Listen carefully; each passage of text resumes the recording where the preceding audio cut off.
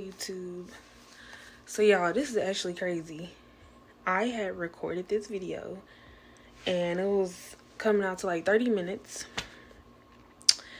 And it was just some twists and turns with the editing. And I was like, I'm just going to record it completely over again. Just because of like some missing pieces to the puzzle of the story. So here I am about to take these off. Because this is a serious video. So yeah, this is the story of my grandparents passing. This is part 1. I'm gonna try to make it as short as possible, part 1 and part 2, but get to the nitty gritty. So yeah. Okay, so the story of my grandparents passing begins with in 2020. I'm not gonna go into details about my childhood growing up with them, because that's like gotta be a separate video of just like my childhood experiences. But to start off, it begins in 2020 during COVID. Around August of 2020, I was moving to Huntsville, Alabama to pursue college and finishing my bachelor's degree. And during this time, I had been taking care of my grandparents. I had been making sure they had everything they needed in the house because I lived with them. And it was just one of those situations, like, I was making sure that they were taken care of, and I was dreading leaving them back home in Chattanooga, Tennessee. So shout out to my granddad. He had really made sure I had everything I needed to start off. And I was really in a situation where I was ready to leave Chattanooga because I was so stressed and burdened, and I felt like, dang, like all my cousins and friends and people have been able to experience college life outside of like just being in their hometown. And I was at that point too where I was like, life gonna keep happening. I don't want to get my bachelor's degree and never get the college experience. And so Oakwood wasn't my first choice, but the school that I originally was supposed to go to was North Carolina Central. And that didn't work out just because they were requiring like a lot of money for no really reason. They were just trying to get me to sign off on like extra loans, and they were like basically like, you can't come here if you don't sign off these loans. The devil is a lie. No, I'm not about to sign off on unnecessary loans. Okay, so anyways, get dropped off. My grandparents, they went to Huntsville, Alabama with me and my mom, and they helped me like pack up everything. They helped me get everything I needed from the grocery store. And my granddad stayed in the car, and my grandma, she actually like helped bring stuff to my dorm room. And it was like a unsettling feeling, I guess, because like I was really sad that I was leaving them, but I was really excited that I was starting a new chapter and that they weren't so far away. You know what I mean?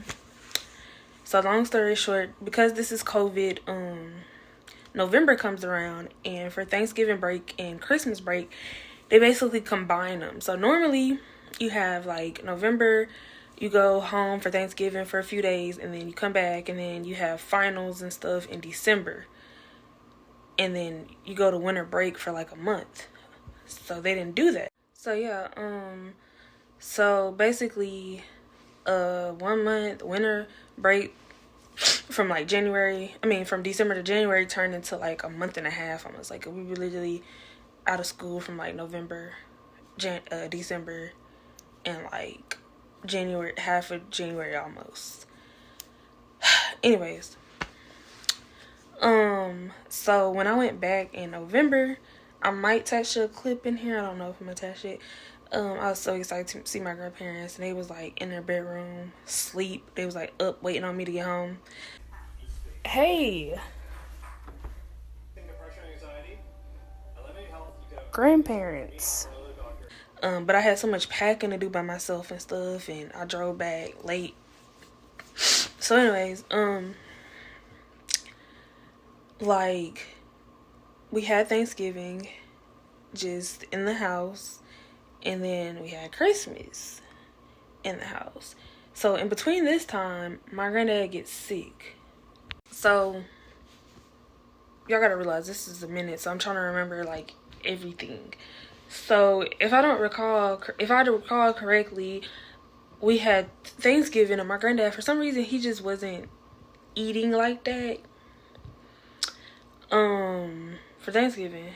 But the beginning of December comes around, he's getting a little sick, and then I vividly remember like around December 14th, I was like going to work because I was working at Burlington at the time, and I literally remember like the spirit of God telling me like, what if your granddad was to pass away? Like, it was like a question. I was like, no, I don't want to even think about something like that. I don't even need to have any thought like that, because I knew he was getting sick around this time, but we didn't understand what was really going on. And I don't believe it was COVID at this time, but I just think he was just sick.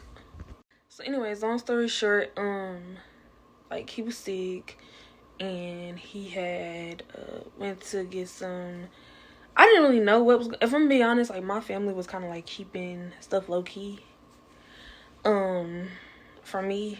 And anyways, I just knew he was in the hospital. He wasn't doing the best. And so by the time Christmas came, it was me, my mom, my grandma, my brother, and, you know, we had dinner and stuff, but it just wasn't the same. You know, granddad wasn't there. So of course it wasn't the same. And literally like by December 27th or whatever, my grandma went to the urgent care because she was feeling really bad. And we had just found out like my granddad had COVID. What? And then my grandma finds out she got COVID now. We all got COVID. So yeah, had COVID. A lot of us had COVID. And it was just a rough time. Like, to not really know what all is going on with your loved one. And then like one day they're getting better, then the next day they're not getting better, then the next day, and then you transition into a new year and it's the same thing. And so my granddad was transported from one hospital to another hospital, and he was talking and he was doing better. And my grandma, she was still with me in the house, and at some point she started like basically getting worse, and I was physically there to watch it. I could talk about it now without like just tearing up about everything, but watching her, and then she's stressed, overwhelmed about him constantly calling him, talking to him on the phone.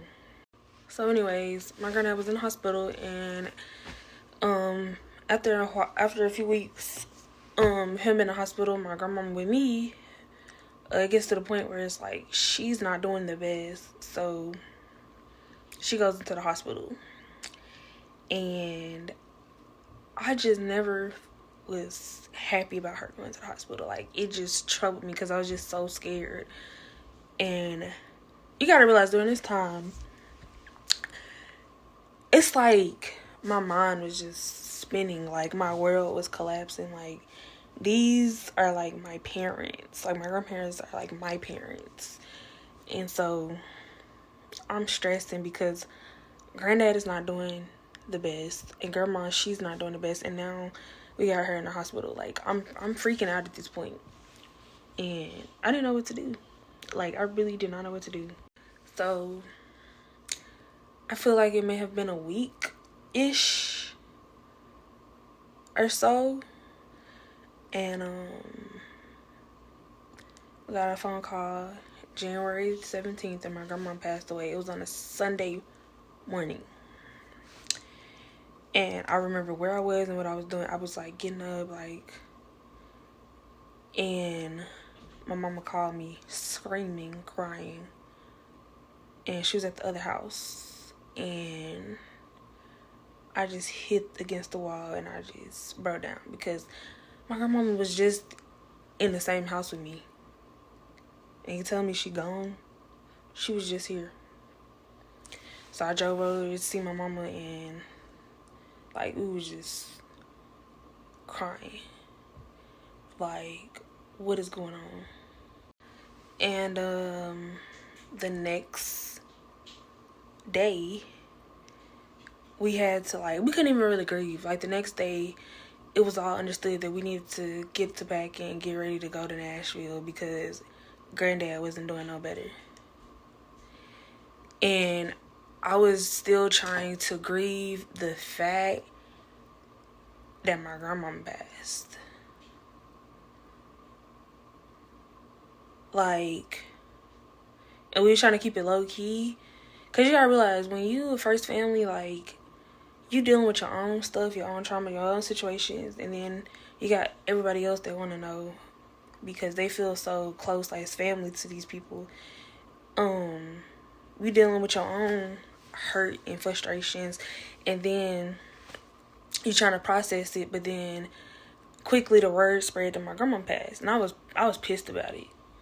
So, quick disclaimer, I added this in here, this picture of me and my grandma, just so I could say this.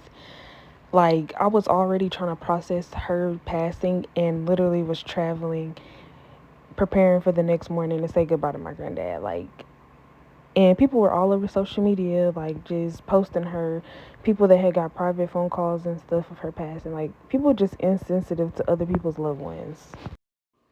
So, this is part 1, and I'm going to leave it at that. When my grandma's passing, and then part 2, I'm talking about my granddad's passing.